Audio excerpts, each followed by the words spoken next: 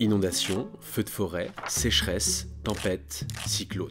Avec le changement climatique, certaines catastrophes naturelles vont devenir de plus en plus fréquentes et intenses.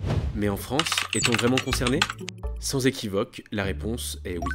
Explication en moins de 3 minutes.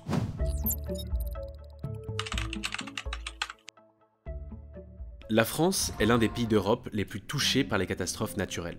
Sur les 40 dernières années, plus de 17 000 événements ont donné lieu à une reconnaissance de l'état de catastrophe naturelle qui permet d'activer les aides financières issues de la solidarité nationale. En France, les risques sont liés aux caractéristiques des territoires et de leurs aménagements. Mais d'ailleurs, de quels risques parle-t-on? Il y a d'abord les inondations. Elles représentent plus de la moitié des reconnaissances de l'état de catastrophe naturelle. Sur 40 ans, les inondations ont entraîné 25 milliards d'euros d'indemnisation. Et certaines ont marqué les esprits, notamment celles qui ont suivi la tempête Xynthia en 2010 et celle de Vaison-la-Romaine en 1992.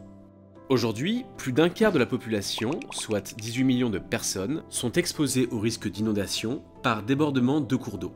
Comme le montre cette carte, partout en France, 10,5 millions de logements peuvent être inondés.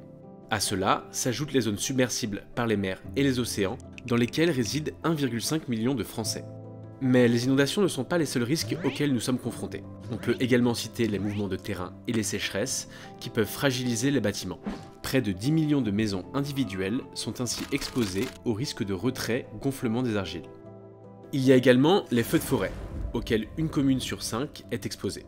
Chaque année, de manière variable, des milliers d'hectares partent en fumée. 2022 aura d'ailleurs été l'une des années les plus dévastatrices, avec 62 000 hectares de forêts brûlées.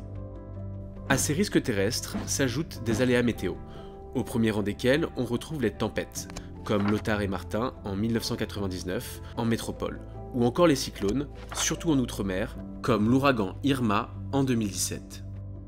Vous l'aurez compris, selon l'endroit où l'on vit en France, nous ne sommes pas exposés aux mêmes risques naturels. Et de fait, nous ne subissons et ne subirons pas les mêmes impacts du changement climatique.